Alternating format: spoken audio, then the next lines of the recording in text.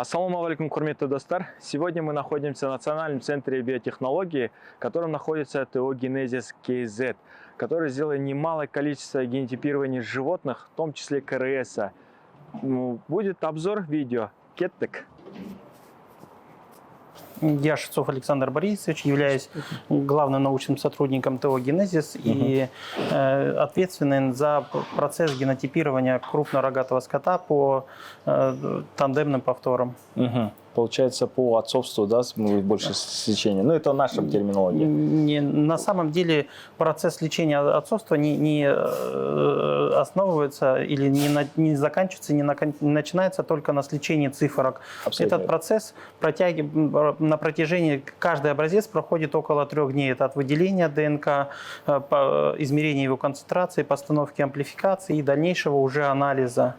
И потом после этого, как получены результаты? И уже после этого получаются результаты, которые можно сопоставлять и загружать уже в базу данных ИАС. То есть фактически конечный пользователь, фермер, видит только конечный результат, который около 30-40 минут от всего процесса занимает. Ну да, совершенно верно. Ну, начнем тогда, да, когда вот фермер взял локусы, оформил, там, отправил, заполнил номера и так далее. Вот прибыл к вам сюда. Какие действия начинаются? Можете про это тоже рассказать? Да. Какие действия? Прежде всего мы получаем документы, открываем документы, смотрим, что есть ли опись в образцах и этикированы ли образцы. Потом образцы поступают сюда на стол приема, где мы смотрим просто, каждый ли образец подписан, и выборочно открываем несколько образцов, чтобы посмотреть, правильно ли отобраны материалы.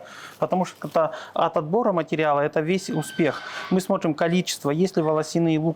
В некоторых случаях у нас даже бывают образцы, которые без волосяных луковиц. Люди срезают просто, думая, что ДНК находится в волосах. На самом же деле вся ДНК находится вот в этой волосяной луковице, которую, когда фермер выдирает, он выдирает фактически часть кожи. И в этой части кожи содержатся клетки, которые несут ДНК. Сам волос не несет никакой ДНК.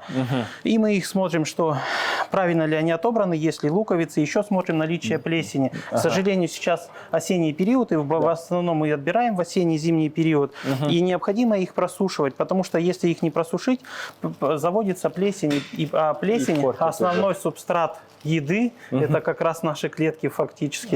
Вот оно как. Да, и все съело, и все клетки съели, ДНК съели, мы выделяем ДНК, у нас как будто бы оно есть, а на самом деле это ДНК грибов, которые успели поселиться на этих волосах, а так как там ничего есть нечего, кроме клеток, они съели все клетки вместе с ДНК.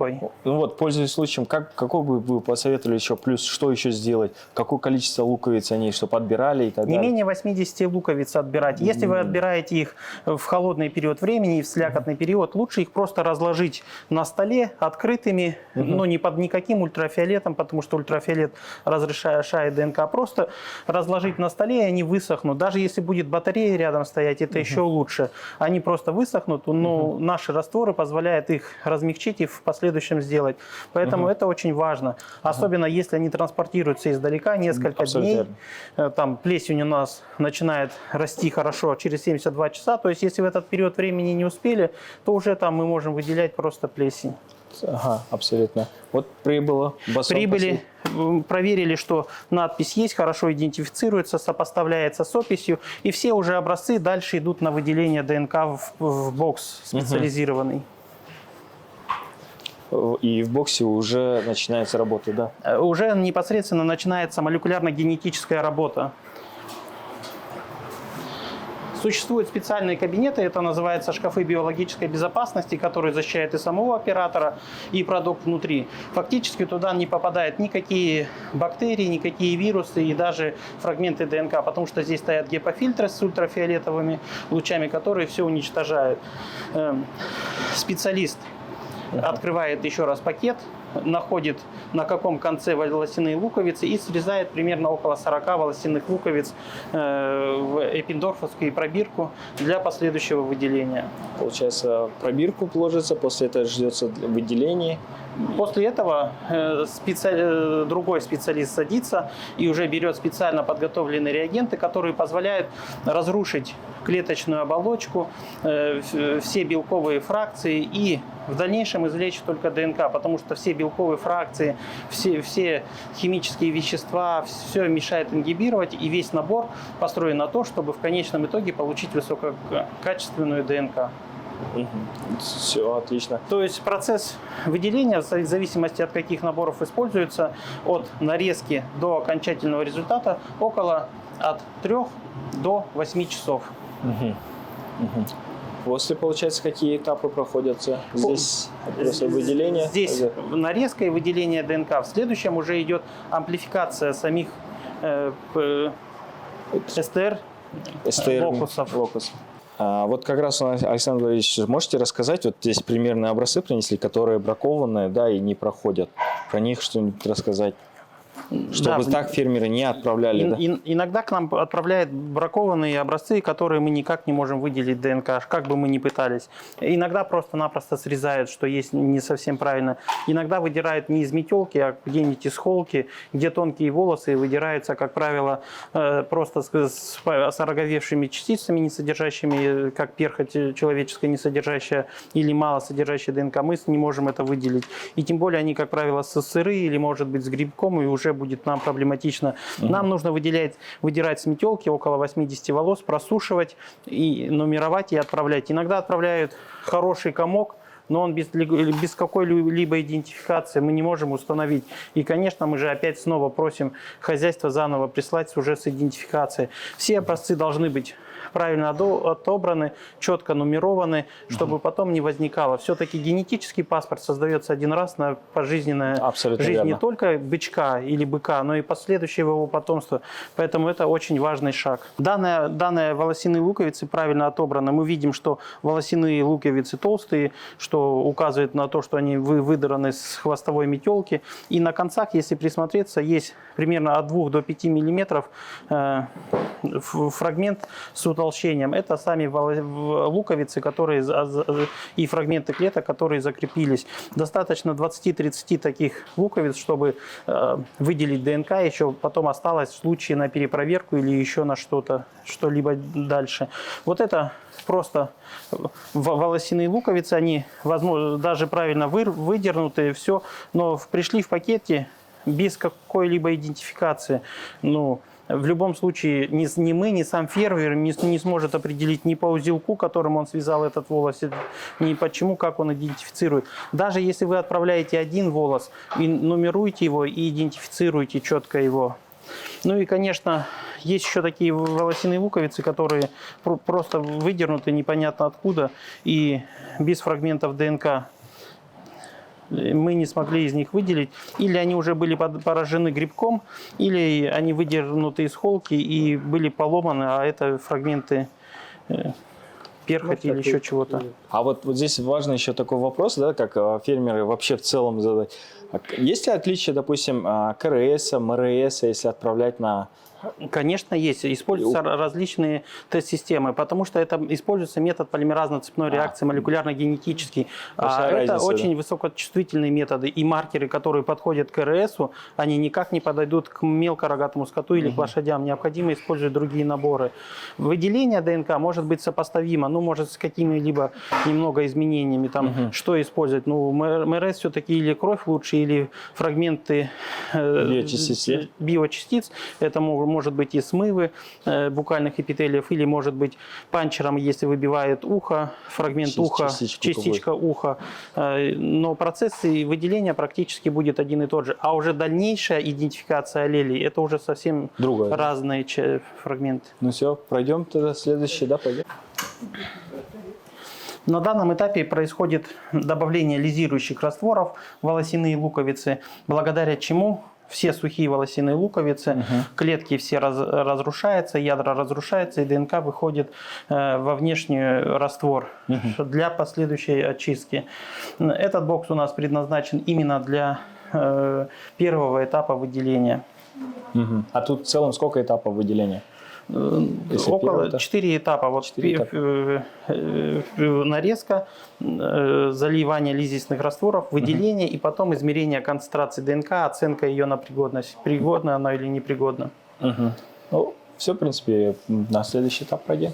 Существуют разные методики выделения. Это может быть просто осаждение, может быть сорбции на каким-либо носителем. Мы выделяем сорбции на носителе. Это нам позволяет удешевить процессы и при этом получить качественную ДНК. После того, как клетки лизировали и ДНК вышла в раствор, ее необходимо на что-то посадить. Для этого используются специальные осаждающие вещества. И уже ДНК, вот если мы разобьем его, это кремний. При определенных условиях ДНК афинно связывается с ними и остается на них длительное время. После того, как она уже смешалась, мы центрифугируем и всю ненужную фракцию, белки и прочее удаляем. И несколько раз промываем. Для промывки мы используем 70% чистый, абсолютный, ну, чистый имеется в виду очищенный от всяких других химий, там, присадок или еще чего-то, этанол. Этанол не разрушает ДНК, поэтому, наверное, и пьют при радиации. Но позволяет избавиться от белков и химических веществ. То, что он 70%, он может на себя втягивать как остатки воды или прочей остальной химии. Несколько раз промыли, и уже у нас остается чистая ДНК, которую мы эвалюируем в специальном растворе, который используется для ПЦР. После этого идет измерение концентрации ДНК, чтобы оценить, выделилась или не выделилась, потому что в любом случае процесс сложный, длительный, может быть разные этапы, может быть купали чем-то животное или еще чем-то, что может ингибировать наш процесс. И когда мы столкнемся, что мы не выделили, мы или и повторно режем уже большее количество волос, или обращаемся в хозяйство за новой партией. Поэтому я надеюсь, фермеры на нас не обижаются, что мы иногда просим их повторить, потому что процесс довольно сложный. Абсолютно, абсолютно. Вот как раз вот здесь мы и объясняем, что вот причина, что вот это не просто так, что вы просите отправить дополнительную частичку, да, дополнительно. Потому что некоторые фермеры говорят, блин, что мне делать нечего, прогонять весь код и так далее, там начинается. Они-то эту часть не видят, и вот как раз вот объясняем, мы хотели донести, что это просто техническая сторона, где она не выделилась или было какое-то воздействие со стороны. Может быть механическое, физическое, абсолютно. Может быть под ультрафиолетом оставили, под тем же солнцем не рекомендуется держать, сушить. Лучше занесите в комнату, где не попадают прямые солнечные лучи, в шкафчик положите или еще куда-то, но чтобы прямые солнечные лучи не попадали, чтобы не разрушить ДНК. Это уже готовая ДНК. ДНК вся плавается в растворе. Сорбент уже на самом деле без связанной ДНК. В процессе выделения, когда мы не добавляем специальный раствор, он связан именно с вот этим осадком, сорбентом так называемый. А после того, как мы добавили раствор, ДНК от него отстает и выделяется в растворе. И этот уже раствор содержит очищенную ДНК. Все, что мы только что рассказывали, это была проба-подготовка, чтобы перейти к серединному этапу. Это получение наших тандемных повторов, так называемых СТР-маркеров. Существуют специальные наборы, которые позволяют амплифицировать. Что такое амплификация? Это многократное увеличение. Вот мы сейчас исследуем 15 СТР-локусов или СТР-маркеров. То есть фактически весь геном животных, там около 4 миллиардов пар нуклеотидов, а нам всего лишь нужно многократно увеличить вот эти 15 фрагментов. Для этого используется увеличить, это многократно накопить. Используются специальные наборы, которые в основе лежит полимеразно-цепная реакция. То есть мы фактически выполняем 15 ПЦР-реакций. Поэтому и такая цена высокая. Если вы обратитесь в ветеринарную лабораторию на исследование на бруцеллез или еще на что-то, то там стоимость одного теста на один локус 9 тысяч тенге. А здесь фактически мы анализируем 15 локусов. И это только серединный этап. Если полимеразно-цепная реакция, ее поставил и уже прибор вам выдает результат, то здесь еще необходимо определить размер, какой он, и идентифицировать их. То есть здесь используются специальные ферменты, так полимераза, присадки и праймеры к 15 локусам, которые позволяют многократно увеличить. И увеличение идет за счет полимеразно-цепной реакции. То есть там существует 35 циклов, и на каждый цикл идет двукратное увеличение, то есть кратное увеличение по экспоненциальному росту. За 35 циклов из одной копии уже будет более миллиарда копий, которые можно анализировать на любом приборе. Да, тут огромные практические данные. И это ПЦ, получается, здесь тесты, да? Как Это ПЦР? фактически молекулярно-генетическое тестирование любое внутри себя несет еще этап полимеразно-цепной реакции, чтобы перейти к последующему результату, к анализу. После полимеразно-цепной реакции образуется множество копий наших генетических вариантов, наших локусов. Но, к сожалению, даже невооруженным глазом вы ничего не увидите. Вот фактически это то, что получается. Прозрачный раствор, который не видно. Поэтому необходимо использовать специальные приборы. В данном случае это генетические анализаторы, которые позволяют определить. В принципе определения – это фрагментное разделение. Внутри прибора стоят вот такие капилляры. Они сопоставимы с человеческим волосом. Поэтому в связи с тем, что они тонкие, они могут анализировать маленькое количество ДНК. Каждый фрагмент, который здесь находится, нашего локуса, смечен специальной краской, которую можно определить. Фактически капилляры опускаются, подает ток, и ДНК движется. Так как она положительно заряжена, она движется к отрицательному электроду, и чем фрагмент короче, тем он движется быстрее. В принципе, как у людей. Чем худее, он побежит быстрее. Да? Совершенно верно. Это сейчас вы объясняете принцип работы? Принцип работы этого прибора. Фактически они бегут, короткие фрагменты быстрее, и там чем с каждым нуклеотидом он будет медленнее двигаться и добегает до специального детекционного окошечка, где идет его учет. И в конечном итоге мы видим размеры. И уже эти размеры мы анализируем. Когда аллели придут. Да. Анализ аллелей происходит на специальном программном обеспечении. Вот здесь в программе как раз можно и показать аллели, как они идут. Мы используем набор, который анализирует 15 локусов, и каждый фрагмент, как я вам говорил, мечется своей краской. Всего от 4 до 5 красок. Вот здесь синий краситель, и мы видим, что здесь 5 локусов. Вот они подписаны. И мы здесь видим пики, которые присутствуют. Каждый пик – это размер. И оператор садится и смотрит, есть ли какие-либо проблемы, четко ли идентифицируются пики или необходимо вносить какие-то корректировки в плане провести повторное исследование или повторное выделение ДНК или просто амплификацию. Получается, здесь сидя уже оператор, видите, принимает решение, все принимаем, либо на повторное, да, исследование? Программа сама определяет аллели, но оператор визуально должен просмотреть, все ли правильно. Программа может просто увидеть шум какой-либо и идентифицировать его как пик, а уже оператор еще раз перепроверяет программное обеспечение. Иногда, точнее, программное обеспечение выделяет хорошее качество или плохое качество локусов. Если она определяет, что плохое качество локусов, оператор их обязательно смотрит и верифицирует, верно или нет. И вот так все 15 локусов определяется. И уже эти значения 15 локусов мы отправляем нашим другим сотрудникам, которые загружают в IAS и сравнивают отцов и детей. Фактически до сравнения отцов и детей проходит примерно 2,5 дня непрерывной работы с каждым образцом. Если образцов много или какая-то очередь, поэтому мы ставим 20 дней. Поэтому очень сложно. Иногда фермеры жалуются, что короткий период времени или еще что-то. Мы стараемся максимально сократить, еще оставить себе время на переостановку или еще что-то. Потому что вы видели, процесс сложный, и на каком-нибудь этапе может пройти что-то не так. Необходимо вернуться. Нельзя давать плохие результаты, нужно быть убежденным, потому что это все-таки на поколение. Роль играет, согласен. Она как бы отцовство, она само садится, и завтра этот бык может быть дать семя, и где вообще распространится огромное количество неправильно идентифицированных потомков. Мы с этой проблемой как раз сталкивались, и мы кольцевые тесты на уровне палат мы делали, как раз где и выявлялись эти лаборатории, когда неправильно исследования садились. Потому что многие, здесь очень сложный процесс на самом деле. Нельзя просто доверить машине. Абсолютно. Потому что в машине тоже там используются реактивы, которые могут немножко изменить профиль или еще что-то. И это всегда необходимо калибровать и отстраивать. Поэтому это очень здесь важный тоже этап. важно, чтобы был оператор, именно знающий человек, где сидит и видит, проанализирует дополнительно, помимо того, что выдает, и должен человек, оператор, пройти. И который всегда использует контроли. Мы помимо того, что используется в наборе контроля, мы еще своих процентов 5 добавляем. То есть мы 96 образцов можно загрузить, мы еще 6-8 образцов дополнительных добавляем, чтобы быть уверенным в своих результатах. Потому что, чтобы потом не вернуться к тому, что мы не сможем определить потомство от этого бычка.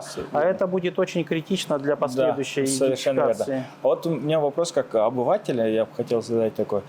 Насколько сложно с STR на SMP переходить? Это абсолютно разные технологии, да? Абсолютно разные технологии. А вот проба подготовки, там более жесткое требование к ДНК необходимо, и еще совсем другие наборы используются. Да. Если переходить на SNP, то переходят, как правило, на чипы. А чипы уже от 2000 точек исследуется. Это 200 SNP используется так, для идентификации. На самом деле, если переходить в племенное животноводство, необходимо от 50 тысяч точек исследовать, то есть 5000 локусов, до с последующим снижением. Как формируются эти базы данных? Сперва формируется выборка животных, накапливается какой-то материал именно фенотипических, что как они себя ведут. Тем более с новыми породами, к сожалению, как казахская белоголовая, на нее нельзя просто шаблон наложить там Геррифорда. Это невозможно. Нельзя. И поэтому необходимо сформировать племенное стадо. Изучение, вот как раз у нас. Это уже потом ассоциации выявляется. И это уже будет следующий шаг, наверное, который в любом случае мы придем, когда уже будет сформировано референс стада, и когда уже фермеры сами будут говорить, что вот этот бык, который был, он является важным. Сколько количество надо исследований для этого надо делать? По вашему усмотрению, на ваш взгляд? По моему усмотрению необходимо не менее 5000 исследований, но при этом не только брать отборных животных, а с разной продуктивностью, чтобы вы убрать те SNP, которые нам не подходят, которые не ассоциированы с теми. Это как раз в SNP же, вот это делается? Это однонуклеотидные полиморфизмы. То есть однонуклеотидные полиморфизмы, они могут поменять белок. Все мы, в принципе, все ДНК необходимо для формирования белков. От цвета глаз до всего прочего. Это все белки и ферменты, которые они модулируют. Поэтому, если один SNP произошел, могла поменяться именно кислота, и полностью конформация, все поменялось. И все изменилось. Поэтому этот процесс сложный, но его необходимо вести хотя бы пока на уровне оценки. Но здесь нужно понимать, для чего это делается. Или для установления отцовства, чтобы распространять быки и улучшать остальное стадо, или это для того, чтобы от этого быка качать семя и распространять на более такие мощные первые линии. Здесь совершенно верно, да. И я просто здесь почему спросил SMP, это же говорит еще геном, отвечающий только за ту и иную породу, правильно же? Она выявляя маркеры вот этот. Нельзя взять шаблон Геррифорда, Ангуса, их. И, Ангус, понятно, что зарубежная селекция, можно, сравнить, если договориться или перетащить базу данных с геносека или еще какие-то. Это же тоже многомиллионные долларовые гранты были, которые позволили определить генетические детерминанты определенной продуктивности, набора мяса и всего прочего. И они уже стоят, они не просто так дадут. Или отправляйте нам, или делайте свою базу. И здесь необходимо будет формировать свою базу. С местными аборигенными породами, ангус, и другие, надо будет в любом случае формировать. Как минимум базу 5000 голов, это исследование. Это мое мнение, это ваше, 5000 будет достаточно для статистики, хотя бы, по крайней мере, для выявления. Потому что невозможно будет использовать чипы 50 тысяч и просто устанавливать папа-мама. Анализ, который стоит 60-70 тысяч тенге, определить папа-мама, он бесполезен. И будет ли фермеру идти на это, если ему нужно просто подтвердить, что это бык продать как первую категорию в хозяйство, которое не является племенным, но она использует этого быка для улучшения своего стада, правильно же? Да, правильно. Поэтому я думаю, в любом случае палаты придут к тому, что те, которые для первых и для раздачи семени, необходимо проводить SNP, чтобы убрать все заболевания возможные или еще чего-то. Можно сразу в одном? Аномалии, я так понял, что в чипе генетические аномалии, БЛБ, вот эти все, их можно определить в этом чипу. И уже тогда дифференцировать, и уже потихоньку накапливать эту базу данных. Вообще шикарно, большая информация такая, которая на самом деле мы должны к этому идти, стремиться, цели ставить вперед, которые уже должны идти. И вот на казахской белой породы мы понимаем, что мы не можем извне откуда-то, мы если сами не будем заниматься, и вот задачи такие, важно мировые тренды, знать, изучать и идти стопа по Не, но ежегодно выигрываются гранты. Я знаю, есть несколько программ, которые после лекций на S&P.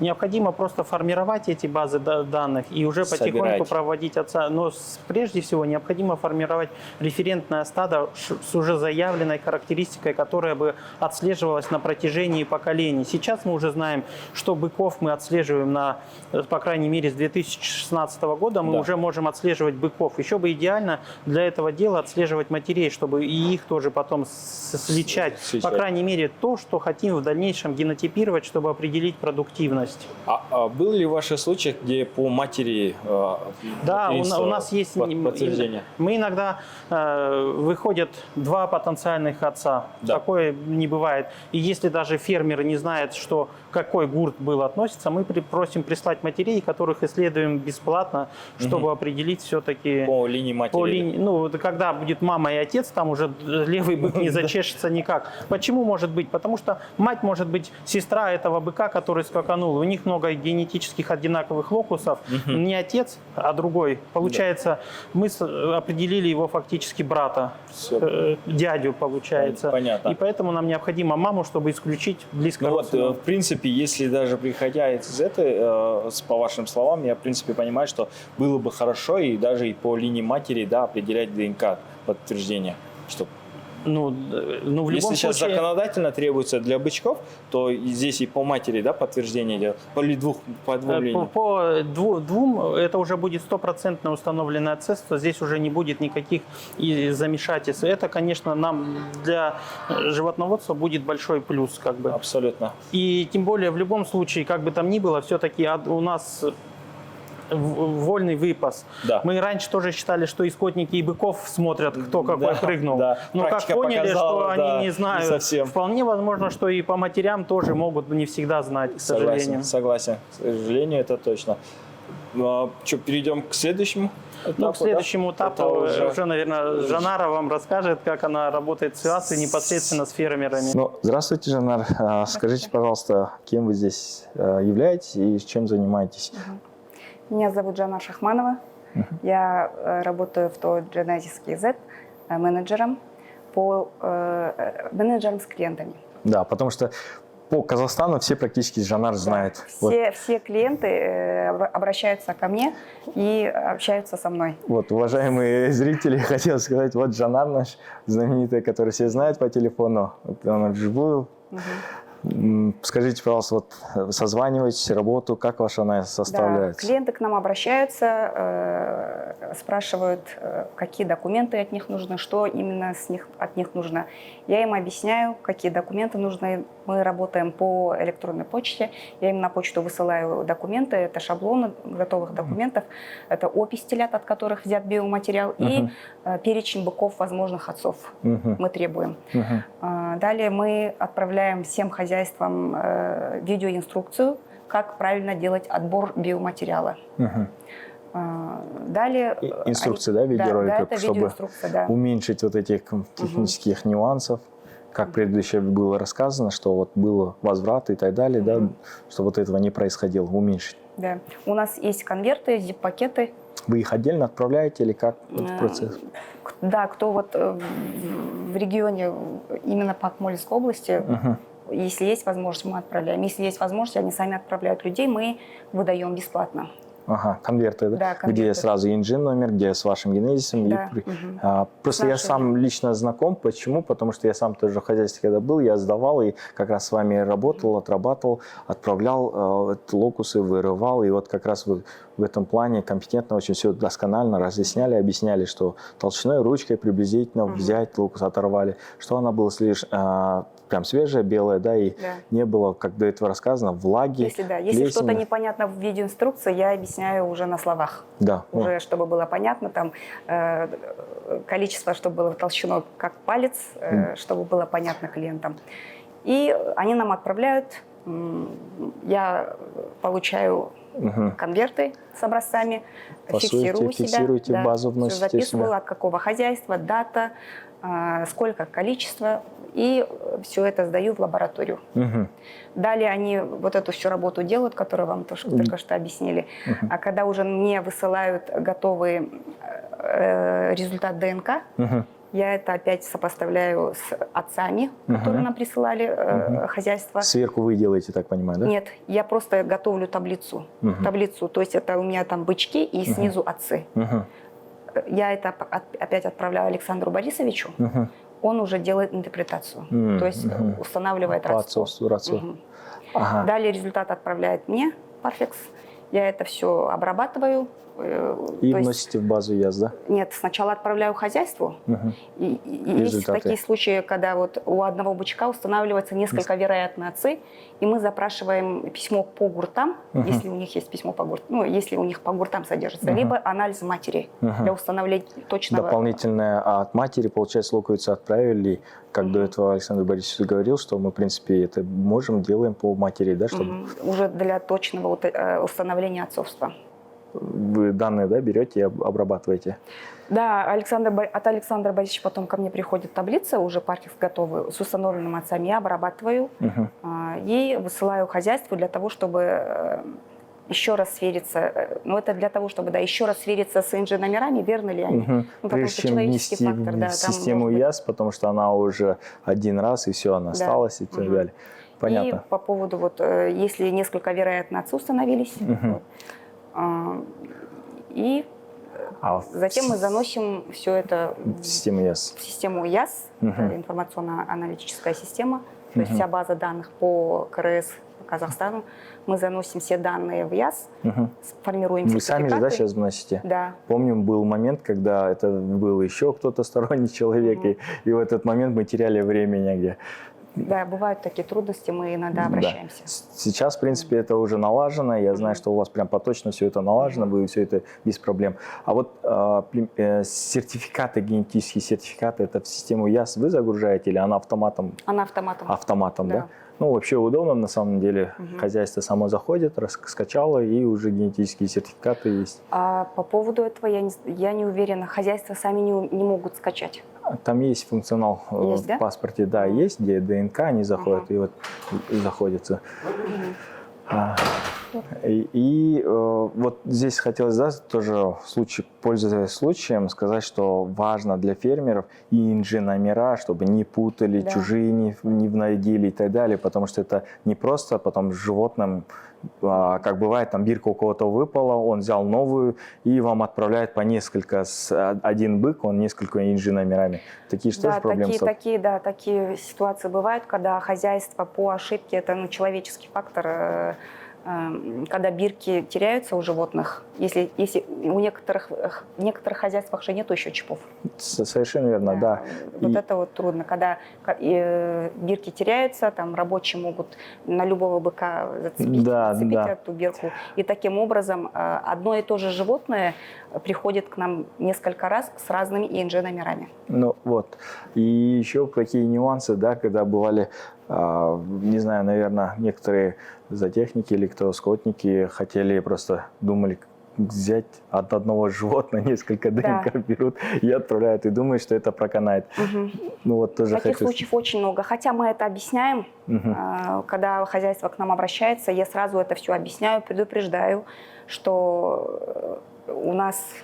Не пройдет такое, да, и такое не пройдет. Это сразу выделяется у нас. Сразу же один генотип, он сразу у нас высвечивается одним цветом, все. Одни и те же, получается. И вот хотелось бы тоже объяснить, что в практике такое бывает, оказывается. Люди пытаются от одного быка взять конечницы, луковицы. И размещают несколько пакетов. Номера другие пишут, а отправляют в лабораторию. Маркируют и отправляют, как будто это от разных животных, но это от одного и того же животного. Да, вот. Я им не делайте объясняю, так, что пожалуйста. Это пустая трата денег, вы просто потеряете деньги. Конечно, да, не делайте, поэтому обижаются. она в лаборатории не пройдет, потому что здесь очень серьезно, серьезные ребята работают, они сразу выявляют и говорят, вы потратили деньги впустую, поздравляем, да. Руководитель хозяйства, конечно же, не знал об этом, он после этого как начинает услышать, да, начинает разбираться. Ну, какие еще бывают практики ваши, вот, ваша огромная постоянная работа с клиентами, какие бы еще пожелания или какие-то нюансы, чтобы не делали или наоборот делали бы? Ну вот мы когда запрашиваем опись, ну, это у нас стандартная работа, да, мы запрашиваем опись телят от бычков опись, Потенциальные да, отцы, где и еще? потенциальные отцы. Многие хозяйства, менеджеры, наверное, возмущаются, для чего это, зачем вам да. это. Мне некогда заниматься бумажной И совершенно рутиной. верно. Вот у многих понимание, что в лаборатории сдал, все, они сами все это делают, определяют, и отца мне выявят из этой базы. На самом деле нет, ребята, это ДНК очень тяжелое, это как бы надо разбираться, и это вообще здесь как бы в деталях, то совсем по-другому работает, не так, как у многих в голове. И вот хотелось бы объяснять вот это все, поэтому пришли, вот показываем все, что делается в лабораториях. Это совсем другие исследования, да, где потом сопоставляют по отцовству. Ну, спасибо большое вам за сегодня. Меня зовут Александр Шустов, я директор ТО «Генезис КЗ». Наша компания занимается генотипированием крупного рогатого скота, то есть лабораторными генетическими исследованиями для подтверждения племенного происхождения. Конкретно мы исследуем быков и бычков, устанавливаем достоверность происхождения по отцу, при необходимости определяем отцов, вносим данные в базу племенного животноводства ИАС, подтверждаем отцовство в ИАС, выдаем эти генетические сертификаты, то есть паспорта на бычков, на потомков.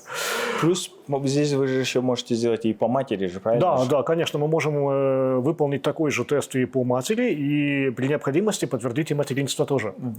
Вот. Да, Для нас это в некоторых ситуациях это важно, но в особенности, когда речь идет о близком родстве между потенциальными отцами. Там исследование матери нужно для того, чтобы обеспечить достоверность подтверждения по отцу тоже. Да. Ну, тогда и заказчик получает сертификат, в котором будут указаны и отец, и мать. Согласен. Что очень важно, все данные, которые лаборатория определяет, они вот когда вносятся в ИАС, они в ИАС сохраняются, можно сказать, навсегда. То есть это означает, что нет необходимости повторно генотипировать одно и то же поголовье. То есть вот ваш бычок, после того, как он генотипирован, он сам станет отцом, но повторно его генотипировать не нужно. Генотип уже есть в ИАСе. Соответственно, линия племенная по происхождению, она отслеживается в ИАСе полностью. Ну, спасибо. В принципе, много чего рассказали в этом плане. Да, мы понимаем, куда идти, направление тоже ставится. В принципе, больше вопросов нет. Я вам очень благодарен. Да, спасибо Мы большое. делаем одну работу, и Согласен. дай бог, значит, вам больших успехов и нам тоже.